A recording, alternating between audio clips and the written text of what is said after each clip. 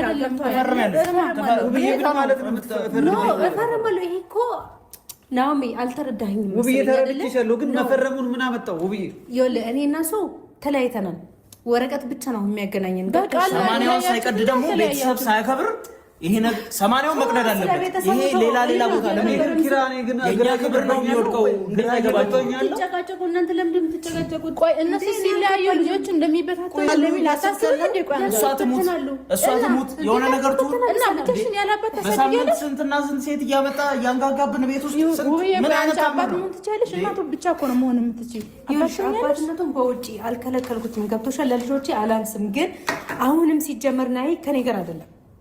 ገብቶሻል? ተለያይተናል። ወረቀት ነው ማለችን ያለው። እሱን ደግሞ በራሴ ያስተካክላለሁ። ኪራ ለአንቺ ክብር ሲባል ነገ ዛሬውኑ መጥቶ ይፈርማታል። ይሄን ወረቀት ዛሬውኑ ኪራ ሲጀመር አንተ ማለት ነው እየሰማኝ ነው አይደለ? አይደለም ካንቺ ስር ካንቺ 80ውን ሳይበጥስ ሄዶ ከማንም ጋር መንዘላዘል አይችልም። የፈለገውን ማድረግ ይችላል። ኧረ እኔ አልቀበልም። አልተንዘላዘለም እኮ ባይኔ እኮ አላየህም እኮ ኪሩቤል። ከዚህ በላይ ነገር የለም። እግዚአብሔር ይስጠው። ሰለሞን አሳየን፣ ችግሩን አሳየን። ማንም ሰው መጥቶ እንዲለኛል። እኔ እኮ ጠይቄዋለሁ እኮ አውርቼዋለሁ።